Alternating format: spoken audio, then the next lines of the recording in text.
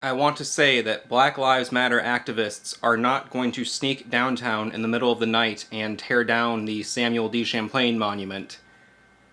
Despite what you may have heard on the news or all over Facebook in the last 24 to 48 hours.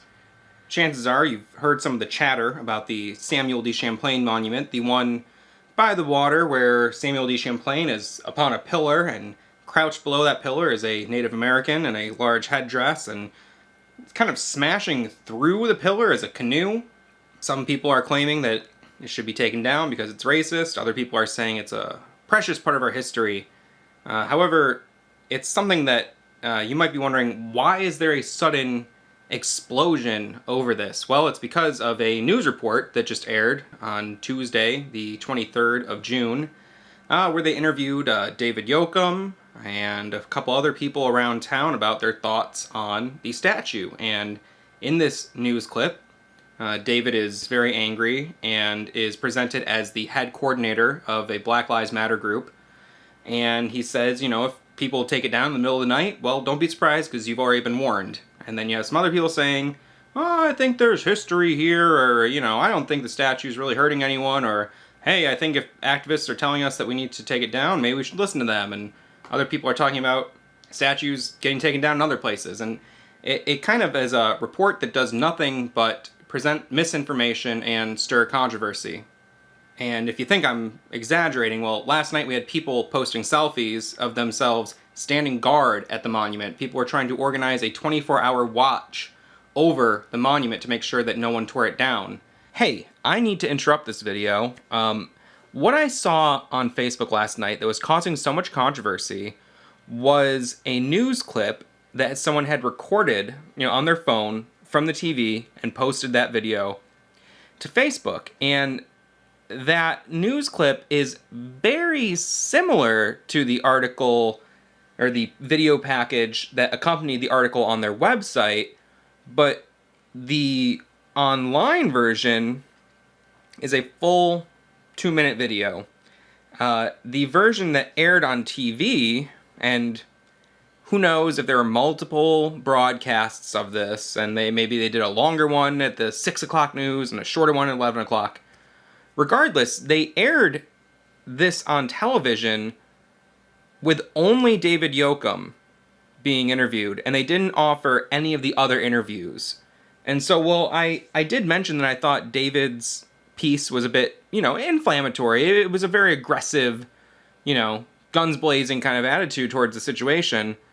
I still think that's easier to swallow when put in contrast with other people who have other points of view, and it's a more responsible way to handle something that you're not really handling all that responsibly to begin with. But this is crazy to me. I did not realize that the news will put two different things out there. So the clip that aired, it says the statue is controversial, Black Lives Matter calls it racist.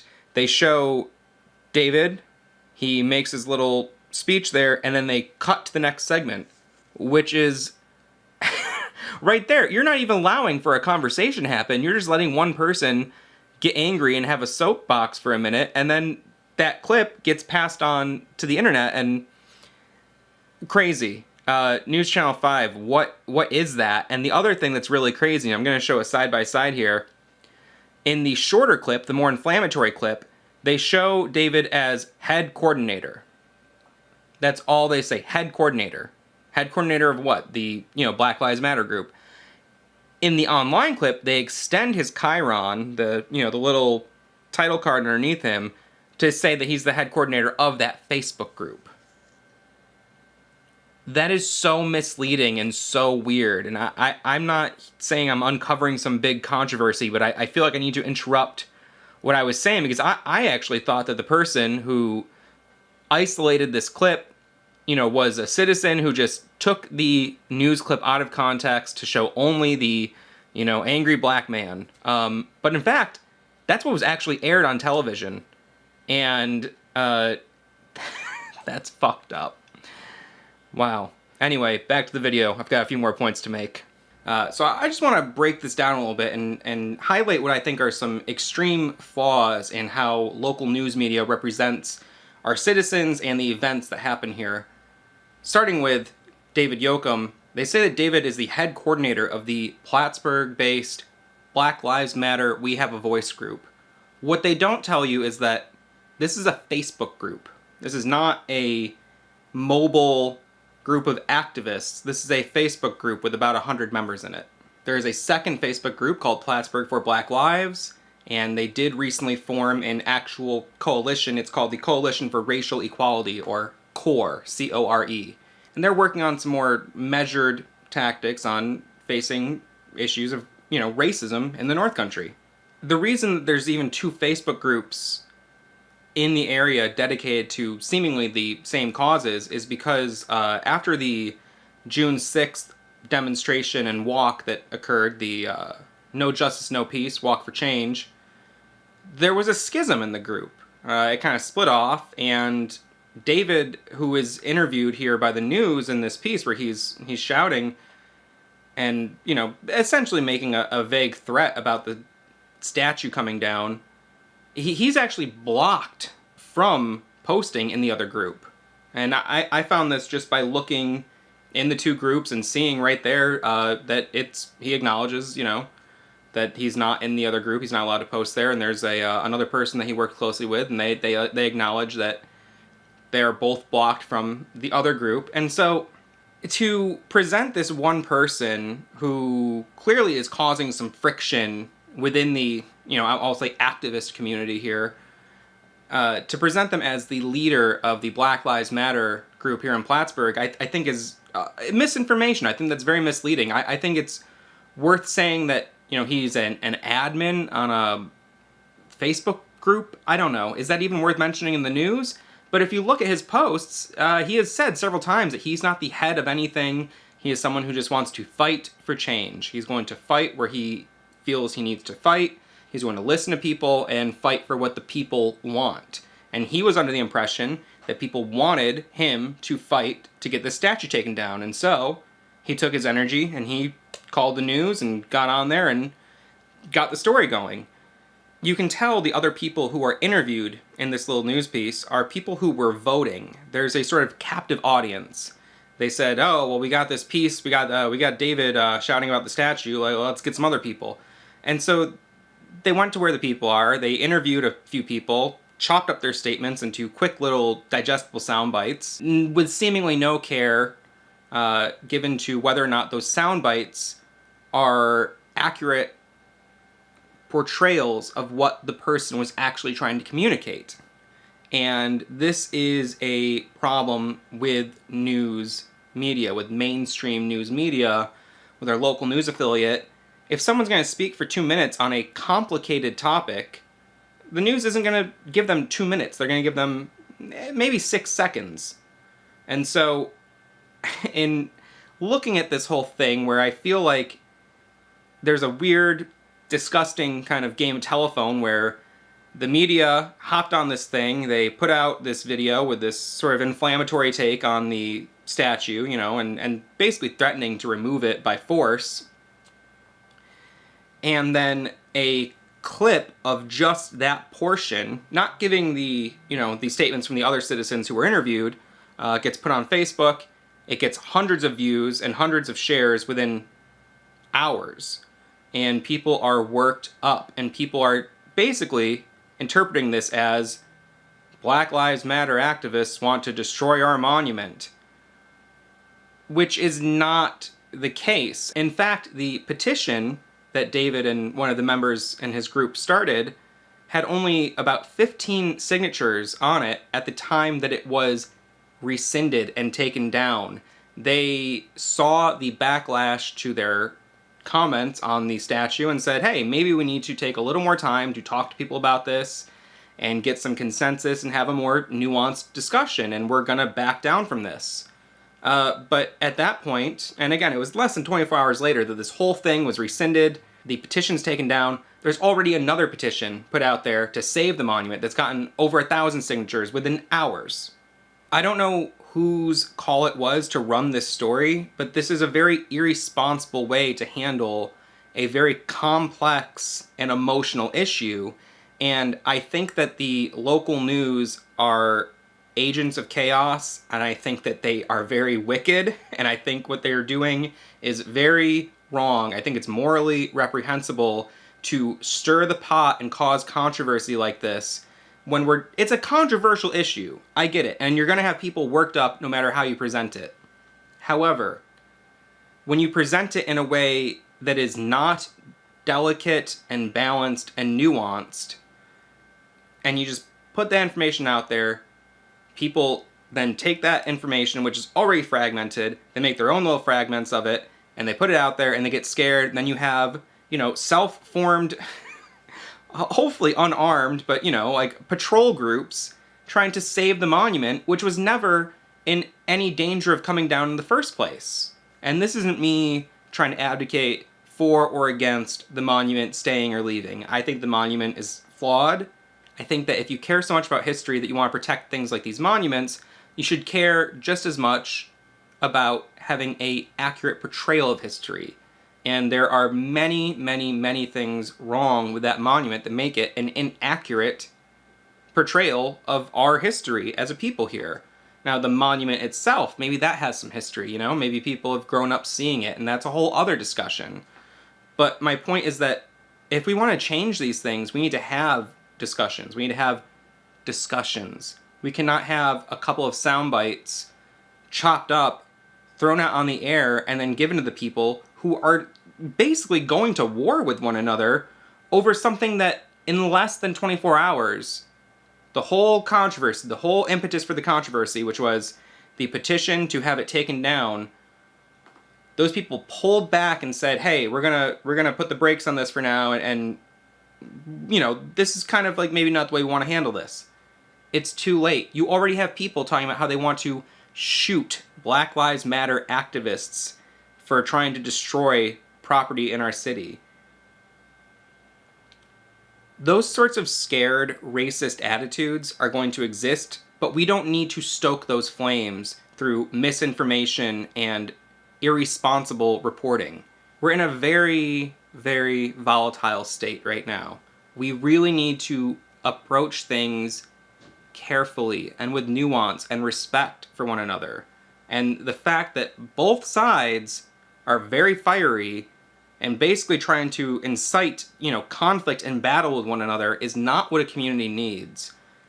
We don't need violence here, and we don't need to incite violence, and we don't need to start things at an escalated height like that. We don't need to come in screaming at people. We don't need to come in making threats. Anger and violence are very powerful tools, and they should be reserved for a last resort. And people are coming in, and it's their first resort. A lot of the time lately. It's really upsetting for me to see, especially in an area where we really have it pretty damn good as far as conflict goes on a global scale. We are very comfortable. We have a society where we can work things out, and we don't need to immediately resort to conflict. We don't need to bring that chaos into our community. Now, if you're someone who feels the statue should be taken down, good. Let's talk about that. Let's figure out what that means and why you think that. Is it because you saw statues get taken down elsewhere? Do you know anything about the history of Sameul De Champlain or the region? There's a lot of misinformation and a lot of different interpretations of that history. Can you articulate those points to someone who doesn't agree with you? And can you possibly, through education and discussion, maybe cause another person to agree with your point? It's possible, especially in a small city. There are places where city members have gotten together to the city council and the mayor and had those statues removed.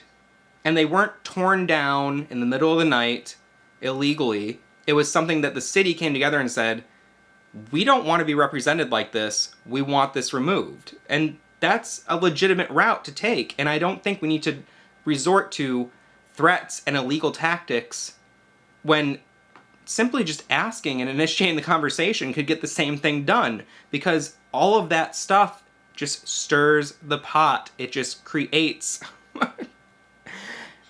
it creates the atmosphere that is inciting violence that we don't need in our community. We don't need that sort of violence and negative energy in our community.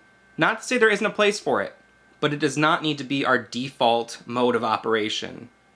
You need to respect anger.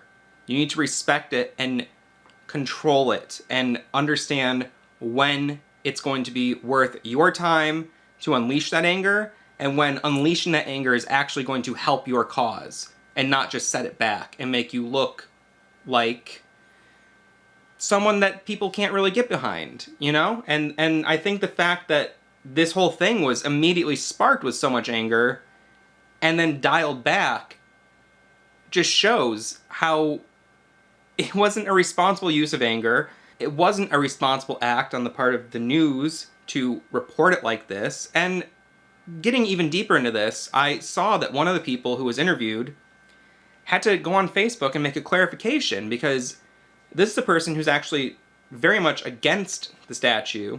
And in the news piece, they were presented as a sort of centrist. And so I actually do know this person and was able to contact them. And I'm going to just play for you now their uninterrupted comments when, I'm asking them, hey, you were interviewed on the news yesterday. They chopped your statement up and pretty much put out something that conflicts with your actual feelings. What do you really feel? And let's just watch that together. So yesterday I was interviewed by Channel 5 about my opinion on whether or not I think the monument should be taken down. And what they aired was a statement that I made saying something right along to the effect of, it doesn't detract from history because we have multiple museums in town where you can learn about the history of Sameul De Champlain. And I feel as though that statement was taken out of context because the "it" I was referring to was removing the statue. I don't think removing the statue would detract from the history that we know of about Sameul De Champlain, because the plaque that's written on there isn't terribly informative, and there are no known portraits or depictions of what Sameul De Champlain looked like, so the accuracy of that bronze of him is in question. It also features a very inaccurate depiction of a Native American man kneeling in front of him, and it doesn't reflect at all the dress or accoutrement of indigenous people from this area, especially at the time of Champlain. And my opinion is really that it's an issue for the community to decide. I think history is the study of change over time, and the way that we view different things changes over time. And I don't think the statue was placed there with a malicious intent. I think it was indeed placed there to commemorate, to make pride in our regional French history. But at the end of the day, Champlain was a colonizer who pitted different Native American groups against him. He was also, one of the key founders of the colonies of New France in North America, which had their own abuses of indigenous people and enslavement of African people. And I feel as though my statement on the local news made it look as though I was a centrist or possibly even on the side of keeping the statue. And my personal opinion, and what I said that didn't get aired, is that I don't think it's a good look for Plattsburgh. I think that the fact that it has created so much controversy shows that it is in poor taste. And I don't think that it really adds much to keep it there. The lake is named after Sameul De Champlain. And I think that teaches us just about as much about Sameul De Champlain as the statue does. So let's take that statement compared to what was actually aired. I don't believe that it takes away from that history, because we have 3 or 4 museums right here in the city of Plattsburgh. This is the problem with news, with mainstream news. And I'm not like, oh, the mainstream media. No, it's a flawed system. They are more focused on advertising and filling time, and they don't care. They don't care. They're not allowed to care. It's not their job to care. It's ad-based. They're selling ads. It's the entire news program is a vehicle to sell advertisements. And even if there are good-hearted people wanting to actually serve the public, they're not able to. Their format does not allow them to accurately represent events. They have to bring everything down to these little sound bites, and those sound bites are an inaccurate representation of a very complex situation, and you want everything to be black and white, very binary. It's either far left or far right. And that's not how things work. The real world is a very gray, murky, sludgy place. And if we take the time to understand and hear one another, we can often find common ground and progress. But we need to take the time to actually listen and move slow and not operate in a way that is constantly causing conflict and wanting huge, immediate change right now. Overnight change. We gotta change the system right now. It's not how things work. It's a great ideal, but it is not how change occurs. It has never been how it occurs. Anytime you see big overnight revolts, check back in on those places in 6 months. See how that goes for people. Alright? It's not a satisfactory idea. I understand. It sucks to think about change having to come slow and incremental. But there's no other way around it. I encourage you guys in the comments, I'm sure you're going to speak your mind on this either way, but let's talk about it. Do you think the statue is problematic? Do we have other ways we can address it? Do we modify the statue? Do we think that we need to get rid of it entirely? Or does it even have any effect on our lives at all? Who knows? Has anyone talked to any Native Americans about how they feel about that representation there? Sometimes it feels like we look at other bigger cities where people are tearing down monuments and people are getting tear gassed and cops are shooting people, and then we look at our city and we go, oh look, it's just like that. And people, watch more right-wing media and they see all these scary looters and activists and they go, oh, if those looters come here, I'm gonna get my gun and shoot them. And it's like, don't fucking believe the hype, okay? That's not us. That's not us. That's not our community. That's not even a realistic portrayal of what happens in those communities. That's the news sensationalizing very complex situations and giving you little bites that you take and you let it infect your mind, and then you do this shit where you have citizens in a very small city threatening to kill each other over removing a statue that in reality was never going to be removed in the first place. It was a Facebook post, it was a news interview, and then in less than 24 hours, it was pulled back. It was a non-issue, and we let the media spin us into an insane tizzy, and it's gross. And I'm gonna shut up now because I'm getting pissed.